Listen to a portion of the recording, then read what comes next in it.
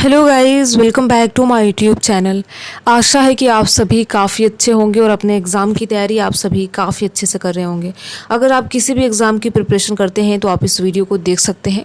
आज का वीडियो बहुत ज़्यादा इंपॉर्टेंट रहने वाला है। आज के इस वीडियो में 29 सितंबर 2025 के दिन का जो भी इंपॉर्टेंट करेंट अफेयर्स है, जहाँ से प्रश्न पूछे जाने की संभावना है, उन प्रश्नों को आज के इस वीडियो में देखेंगे। तो कंप्लीट वीडियो आपके लिए बहुत ही ज़्यादा इंपॉर्टेंट रहने वाला है। आप इस वीडियो को अंत तक ज़रूर देखिएगा और देखने के साथ साथ अपने यार दोस्त मित्र को भी शेयर कीजिएगा। तो एक बार चलिए वीडियो का फॉर्मेट देख लेते हैं। पहले इंपॉर्टेंट डे और थीम देखेंगे, इसके बाद नेशनल और इंटरनेशनल अफेयर देखेंगे। अगर खेल जगत से कोई इंपॉर्टेंट प्रश्न बनता है तो उसको भी आज के इस वीडियो में कवर करने वाले हैं। तो कंप्लीट वीडियो आपके लिए बहुत ज़्यादा इंपॉर्टेंट रहने वाला है। अगर आपका हाल ही फिलहाल कोई एग्ज़ाम है तो आप इस वीडियो को देख सकते हैं। ये पहला प्रश्न है जो कि इम्पॉर्टेंट डे को लेकर है, तो अगर आपको इसका आंसर पता हो तो कमेंट बॉक्स में बता सकते हैं। पहला प्रश्न है, विश्व हृदय दिवस कब मनाया जाता है? इसमें आपको ये बताना है कि विश्व हृदय दिवस कब मनाया जाता है। पहला ऑप्शन है 27 सितंबर, बी है 28 सितंबर, सी ऑप्शन है 29 सितंबर और डी ऑप्शन है इनमें से कोई नहीं। ठीक है, तो देखिए प्रत्येक वर्ष 29 सितंबर को विश्व हृदय दिवस के रूप में मनाया जाता है। अब इसके उद्देश्य की बात करें कि क्या है, तो इसका उद्देश्य हृदय, जो भी लोग हृदय रोग से प्रभावित हैं उनमें जागरूकता बढ़ाना, हृदय को स्वस्थ रखने के लिए जीवन शैली में बदलावों को बढ़ावा देने के लिए प्रत्येक वर्ष 29 सितंबर को विश्व हृदय दिवस के रूप में मनाया जाता है। ठीक है, तो यहाँ पर विश्व हृदय दिवस को, यहाँ पर अभी गलती से मैंने हिंदी बोल दिया है तो आप सभी ध्यान देंगे। विश्व हृदय दिवस 29 सितंबर को प्रत्येक वर्ष मनाया जाता है। ठीक है, चलिए आगे बढ़ते हैं। अगला प्रश्न है, भारत का शीत मरुस्थल जैव मंडल आरक्षित क्षेत्र जिसे सितंबर 2025 में यूनेस्को के विश्व जैव मंडल आरक्षित क्षेत्र नेटवर्क में शामिल किया गया है, किस राज्य में स्थित है? इसमें आपको उस शीत मरुस्थल जैव मंडल आरक्षित क्षेत्र को बताना है जिसे यूनेस्को में शामिल किया गया है। ठीक है, ये किस राज्य में स्थित है? पहला ऑप्शन है उत्तराखंड, बी है हिमाचल प्रदेश, सी है सिक्किम और डी ऑप्शन है अरुणाचल प्रदेश। तो देखिए आपको याद रखना है कि भारत का शीत मरुस्थल जैव आरक्षित क्षेत्र जिसे यूनेस्को के विश्व जैव मंडल आरक्षित क्षेत्र में शामिल किया गया है, ये हिमाचल प्रदेश में स्थित है। तो आप जगह याद रखेंगे, हिमाचल के लाहौर स्पीति जिले की स्पीति घाटी को यूनेस्को के प्रतिष्ठित मानव और बायोस्फीयर कार्यक्रम के तहत देश के पहले शीत मरुस्थल बायोस्फीयर रिजर्व के रूप में मान्यता दी गई है। तो ये प्रश्न बहुत ज़्यादा इंपॉर्टेंट है क्योंकि यहाँ पर बात हो रही है देश के पहले शीत मरुस्थल बायोस्फीयर रिजर्व के रूप में इसे मान्यता मिली है। तो आप याद रखेंगे स्पीति घाट को यूनेस्को के में यहाँ पर जैव मंडल आरक्षित क्षेत्र में यहाँ पर जगह मिली है। तो बहुत ही बड़ी बात है और हमारे लिए काफ़ी प्राउड की बात है, हम देशवासियों के लिए। तो आप याद रखेंगे ये हिमाचल प्रदेश में स्थित है। चलिए आगे बढ़ते हैं। माइंडफुलनेस इंडिया समिट का आयोजन किस शहर में हो रहा है? इसमें आपको ये बताना है कि माइंडफुलनेस इंडिया समिट का आयोजन किस शहर में आयोजित हो रहा है। पहला ऑप्शन है कोलकाता, बी है मुंबई, सी है चेन्नई, डी है हैदराबाद। तो आपको याद रखना है कि मुंबई में माइंडफुलनेस इंडिया 2024 का आयोजन मुंबई में हुआ। देखिए बहुत ज़्यादा इंपॉर्टेंट है, भले ही आपको एक साल पहले की न्यूज़ है लेकिन बहुत ज़्यादा इंपॉर्टेंट है। तो ऐसे प्रश्न आपको बिल्कुल याद रखने हैं, एग्जाम में ऐसे ही प्रश्न पूछे जाते हैं। तो ये सम्मेलन 17 और 18 अक्टूबर 2025 में आयोजित हुआ। तो आपको याद रखना है माइंडफुलनेस इंडिया समिट का आयोजन मुंबई में हुआ था। ठीक है, तो इसका बी ऑप्शन सही है। चलिए आगे बढ़ते हैं। अगला प्रश्न है, तमिलनाडु में मोदेवेत त्यौहार किस जनजाति द्वारा मनाया जाता है? इसमें आपको मोदेत त्यौहार के बारे में बताना है कि किस जनजाति के द्वारा मनाया जाता है, जो कि तमिलनाडु का ये त्यौहार है।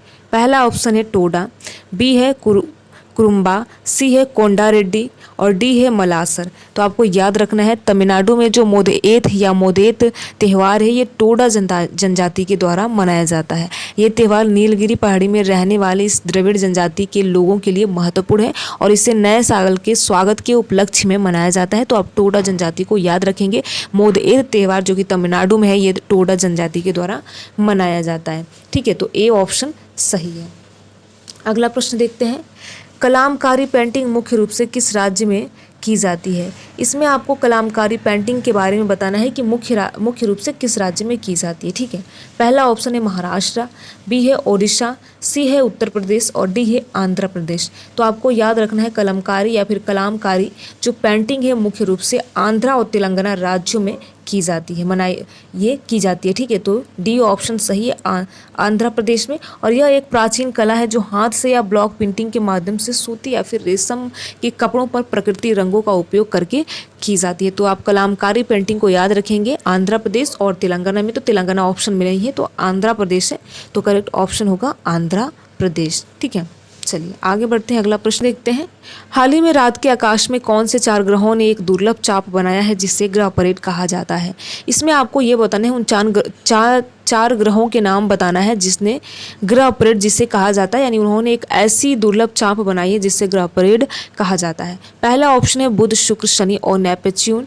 बी ऑप्शन है शुक्र, वरुण और शनि और प्लूटो। सी ऑप्शन है यहाँ पर शुक्र, शनि, बृहस्पति और मंगल। डी ऑप्शन है पृथ्वी, मंगल, बृहस्पति और अरुण। ठीक है, तो ये करेक्ट ऑप्शन आपका सी है, यानी हाल ही में 2025 की शुरुआत में बुध, शुक्र, मंगल और बृहस्पति ने शनि, यूरेनस और नेपच्यून जैसे ग्रहों ने एक दुर्लभ चाप बनाया है। तो आपको याद रखना है जिससे ग्रह परेड कहा जाता है।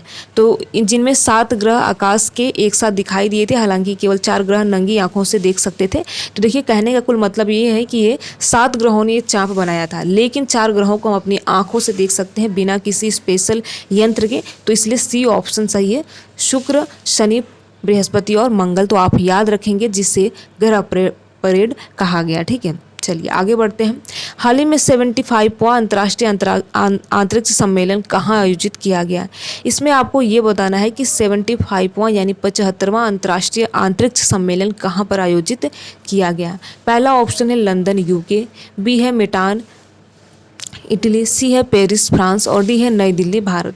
तो देखिए 75वां अंतर्राष्ट्रीय अंतरिक्ष सम्मेलन मिलान इटली में हुआ है, तो आप याद रखेंगे मिलान इटली, बी ऑप्शन सही है। ठीक है, चलिए आगे बढ़ते हैं और इस वीडियो का आखिरी और बहुत ज़्यादा इंपॉर्टेंट प्रश्न है, खेल जगत से इंपॉर्टेंट प्रश्न है। और अगला प्रश्न है, भारत ने सितंबर 2025 में दुबई में होने वाले एशिया कप के फाइनल में किस देश को हराकर खिताब जीता है? ये प्रश्न बहुत ज़्यादा इंपॉर्टेंट है, मुझे उम्मीद है कि आप में से सभी को लगभग ये प्रश्न का आंसर आता होगा। तो इसमें यह पूछा गया है कि कल रात आप सभी ने देखा होगा कि भारत ने किस देश को हराकर एशिया कप 2025 का खिताब अपने नाम किया है। पहला ऑप्शन है श्रीलंका, बी है पाकिस्तान, सी है बांग्लादेश और डी ऑप्शन है अफगानिस्तान। तो देखिए जैसा कि आप सभी को पता ही होगा कि भारत ने अपने पड़ोसी मुल्क पाकिस्तान को हराकर एशिया कप 2025 का खिताब अपने नाम किया है। तो इसमें बी ऑप्शन है पाकिस्तान को हराया है, तो बी ऑप्शन सही है। एशिया कप 2025 के फाइनल में भारत ने पाकिस्तान को 5 विकेट से हराया है।